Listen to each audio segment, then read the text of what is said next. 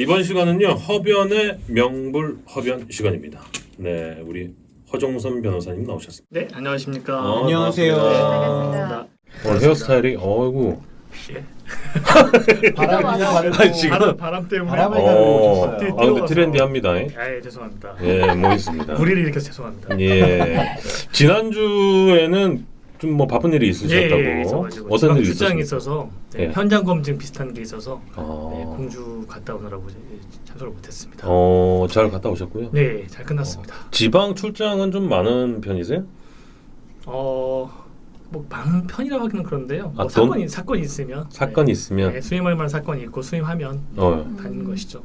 수임하기 전에도 좀 뭐 그 지난주처럼 네. 현장 방문을 좀 하는 편이십니까? 그 현장 검증은 사건이 지금 계속 중입니다. 소송이 지금 진행 중인 사건인데 진행 중이다. 네, 특정한 어떤 물건이나 그런 현상을 위해서 현상을 보기 위해서 그 물건이 있는 곳에 직접 가는 것이어서 그렇죠. 아마 입금 안 됐으면 안 움직이셨을 거예요. 그럴 것 같긴 한데 예. 아니, 소송은 이미 시작됐기 때문에 네, 모든 걸 박아놔야 제- 기준으로 그렇게 그렇지는 않습니다. 모든 아니, 기준 아닙니까? 예. 입금이 기준이죠. 본인은 이제 선입금으로 네, 알겠죠. 이렇게 움직이기 때문에 이렇게 말씀드렸고 오늘 명불허변 명불허변 주제는 상가 건물 임대차 보호법상 권리금에 관한 내용입니다.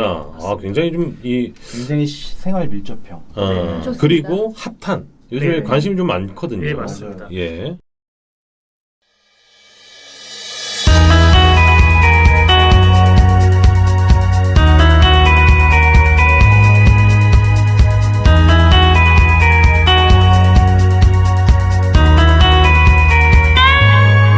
이게 우리나라 자영업자분들이 지금 500만 명이 넘는 통계가 있거든요. 음. 그래서 패션업계 종사자분들께 대부분 제 생각에 아마 임차인일 거거나 그렇죠. 뭐 임대인도 계시겠습니다만 그래서 임대인이 많지는 않죠. 즉 세입자시죠. 예. 그래서 권리금과 세입자는 좀 관련이 깊기 때문에 오늘 가져와. 사실 제가 알기로는 이 권리금이라는 게 우리나라만 존재하는 거 아닙니까? 네, 거의 그렇습니다. 예, 그래요? 예, 권리금이 뭡니까 이게? 이걸 사실 권리금이라는 건 한마디로 말하면 기존 점포의 가치죠. 음. 기존 점포를 이용해서 기존 세입자 그러니까 업주가 그 점포에서 뭐 영업상의 노하우를 키웠다거나 아니면 주변에 어떤 그 업체에 대한 어떤 명성을 미리 이제 떨쳐놨다거나 이런 식으로 유형 무형적인 가치를 전부 다 권리금. 이거 시설비 아닙니까? 네? 시설비?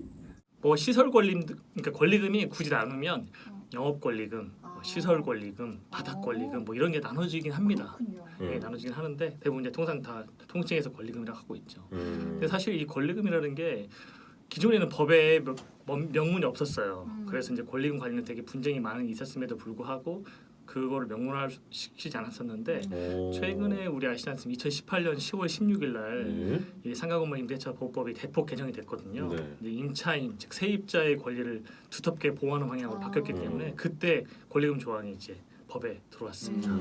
그래서 그동안 관행적으로 인정된 것이 이제 법적으로 인정이 된 것이죠. 세입자의 권리다. 사실 이 권리금 분쟁 뭐 이런 논란 같은 경우는 저희가 뉴스에서 간혹 접했는데 이게 그 연예인들 그리고 유명인들이 이 권리금 분쟁으로 뉴스에 종종 나오는 경우가 좀 있잖아요.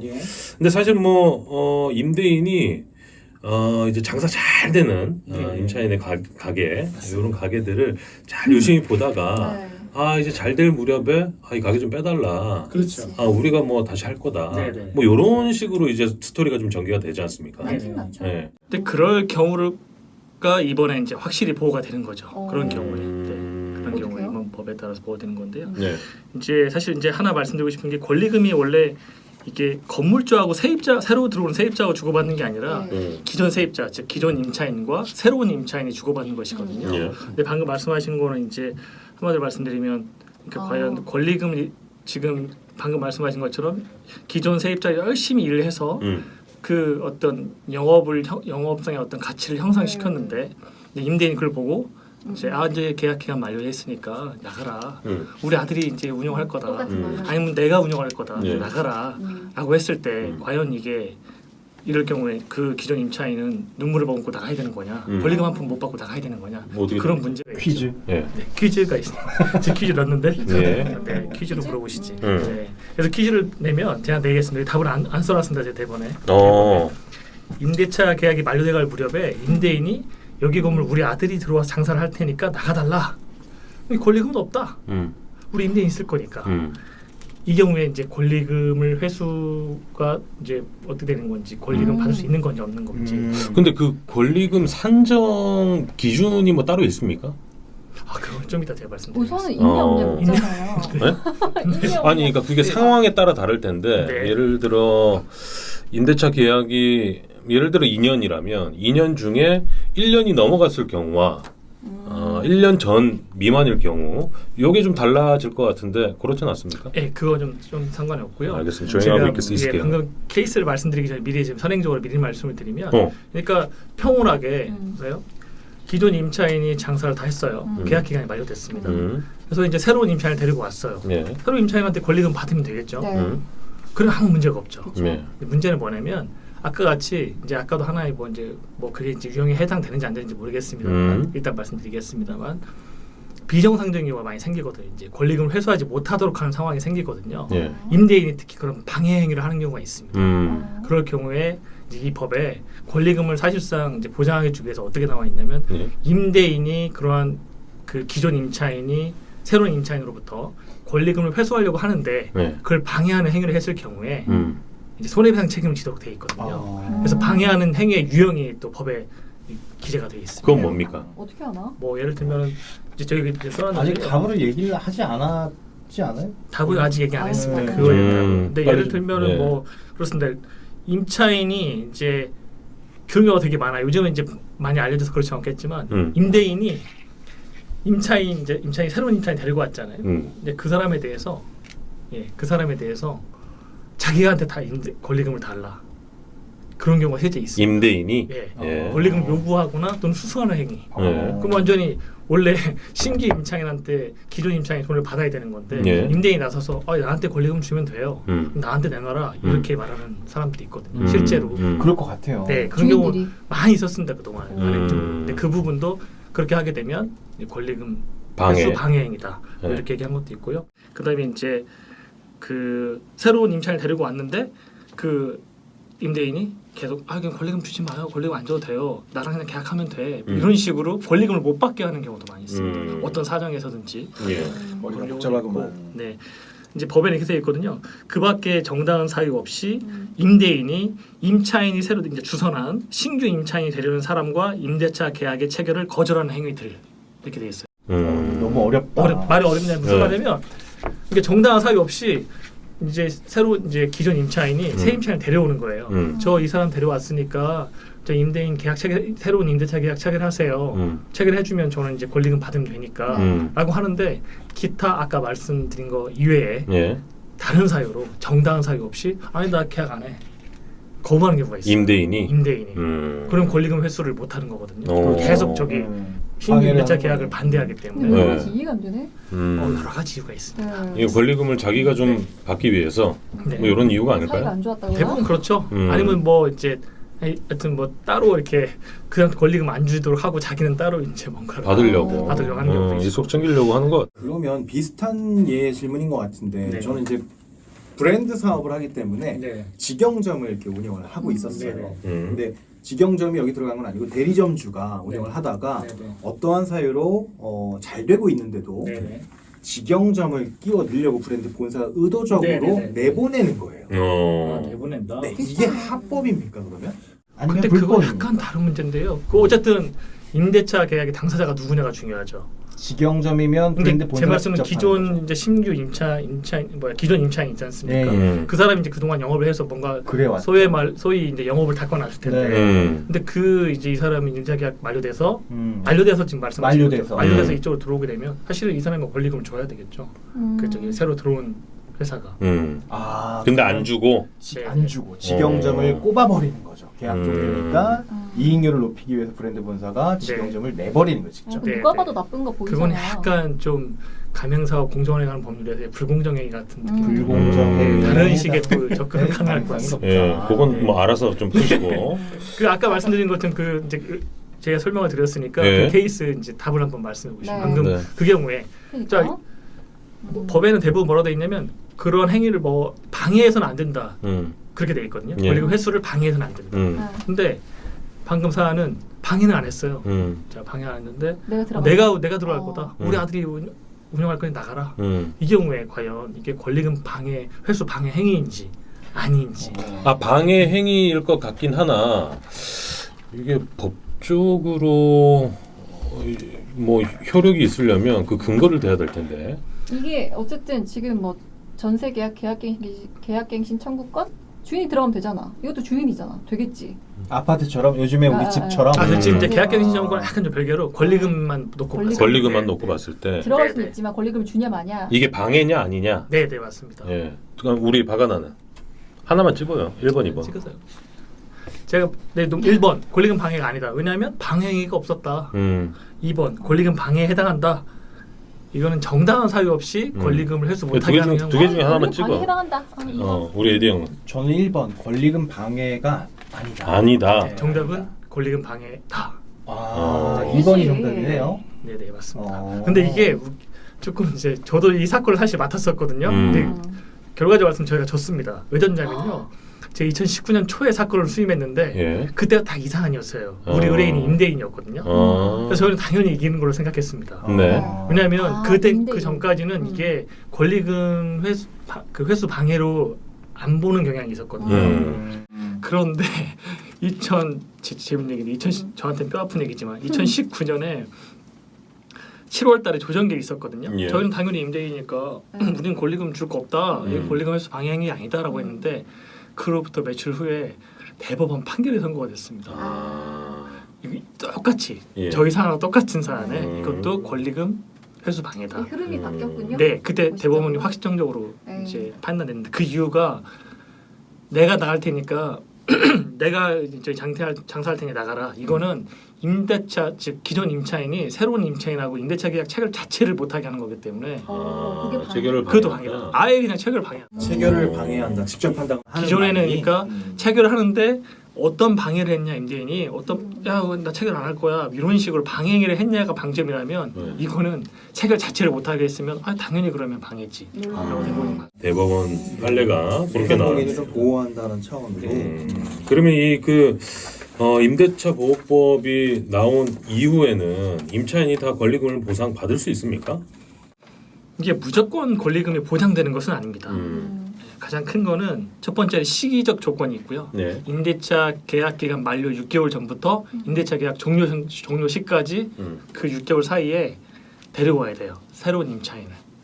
그 임차인이 예, 기존 임차인. 그 임차인 그거를 주선이라고 표현을. 기존 임차인이 그렇게 신규 어렵진 임차인. 않네요, 용어가. 네네. 주선. 주선한다. 네, 주선. 아니 근데 만기되면 나가면 되잖아요.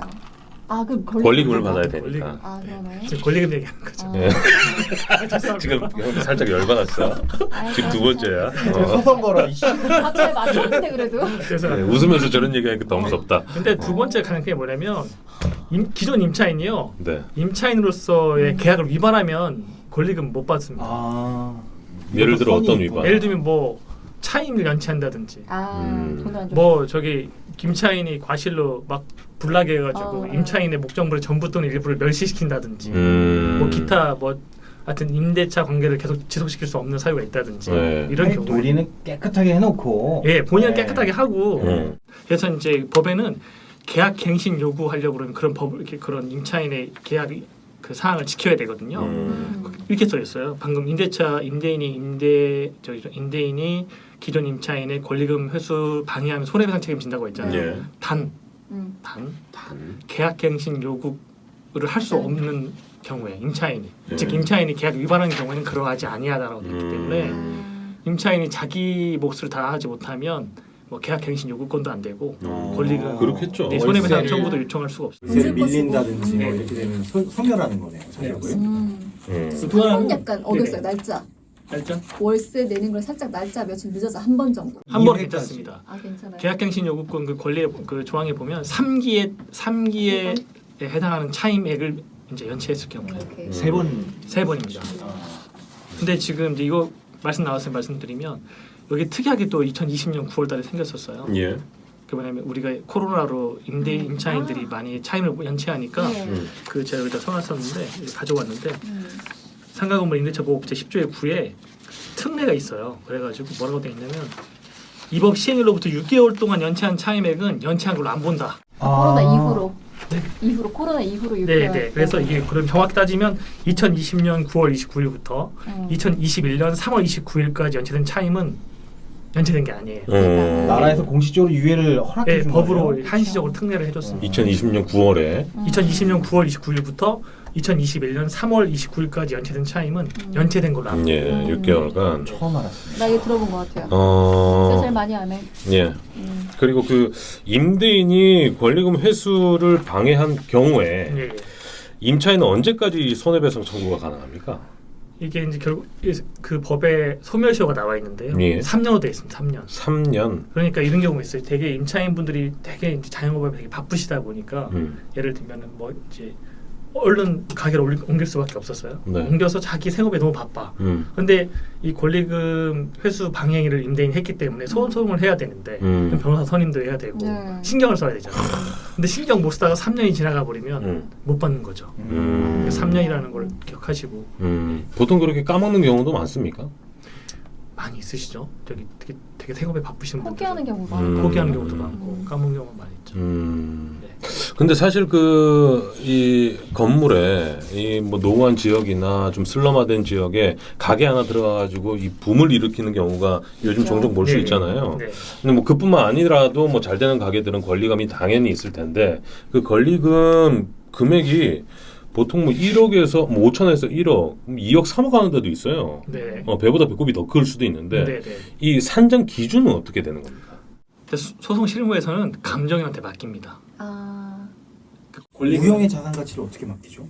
그래서 그러니까 우리 일반적인 건데 민사소송 할 때 뭐 어떤 가치 산정이나 손해배상액을 산정하기 어렵지 않습니까? 그러면 뭐 회계 감정이나 아니 가치 감정 이런 걸 맡기거든요. 감정평가사한테? 감정평가사에 맡긴 경우도 있고 회계사한테 맡긴 회계사한테 경우도 맡길 수도 있고 있고. 이게 저희 법원에 감정인들 풀이 있습니다. 네. 그래서 그 안에 이제 각 분야별로 감정인들이 되게 많이 있거든요. 매트릭스가 또 있군요. 아니 그럼 예를 들어 기준 임차인이 우리 이 가게에 권리금을 1억이라고 산정을 했을 때 통과 따져보니까 한 5천이나 3천밖에 안 될 것 같아요. 그것도 그 신규 임차인이 좀 뭐 제한을 할 수 있습니까? 좀 낮춰달라. 그러니까 그거는 그러니까 아까 제가 말씀 감정이라는 것은 임대인이 그런 권리금 회수 방해를 했을 때 그 임대인이 기존 임차인한테 배상해도 손해배상액이 얼마냐 이걸 산정할 때 감정하는 것이고 손해배상. 신규 임차인이 얼마 줄 거냐 그건 이제 협상이죠. 협의에 그걸 기존 협의를 해야 임차인한테 되는구나. 당신 권리금 얼마 줬어요? 그때 얼마 줬어요? 얼마 줬다. 그러면 그러면 저는 내가 이 정도 권리금까지 주고 다 장사할 의사가 있다 하면 들어가는 것이고 권리금 너무 과도하게 요구하면 못 들어가는 것이고 예. 그렇죠. 네. 그러니까 많으니까 좀. 예, 아니, 뭐 주세요 좀. 한두 개. 다 얘기한 것 같은데. 그렇습니까? 예. 저희가 뭐 했는데 시간이 시간이 없으니까. 예, 시간이 그렇게 넉넉지 않은 관계로 네네. 사실 근데 이 권리금을 너무 남용하거나 너무 높은 가격을 불러서 문제가 되는 경우도 좀 종종 본 것 같은데 아무튼 오늘 그 상가 건물 임대차 보호법상 권리금에 관련된 이야기를 좀 해봤는데 네. 혹시 뭐 덧붙일 말씀 있으십니까? 임대인의 입장이 있고 임차인의 입장이 있을 텐데요. 예. 근데 임대인의 입장에서는 항상 임대인이 나쁘고 임차인이 좋고 이렇지는 않거든요. 그렇죠. 임차인 이사하신 분도 계시고 임대인 이사하신 분도 계시기 때문에 임대인 입장에서 말씀을 드리면 그런 어떤 자기의 어떤 행위가 권리금 회수 방해 행위에 해당하지 않도록 조심해야 되는 게 문제가 있고요. 그거에 대한 또 입증도 필요하고 네. 카톡이나 뭐 내용 증명이나 문자나 통화나 이런 것도 필요하고 임차인도 마찬가지입니다. 이제 임대인이 좀 이상하신 분이고 줘야 되는데 이제 방향이 한 경우에는 임차인은 자기가 주선을 했는데 정당한 사유 없이 임대인이 거부했다라는 부분에 대한 증거가 필요하거든요. 그러니까 지금 저희 말씀드린 건 전부 다 증거에 의해서 사실 인정이 된 경우를 전제로 말씀드리기 때문에 예. 실무에서는 진짜 어떤 일이 있었냐 실제 그게 중요하기 때문에 그 어떤 주선하는 과정이나 거부하는 과정, 체결하는 과정 이런 부분은 다 좀 증거로 남겨놓는 게 가장 중요합니다.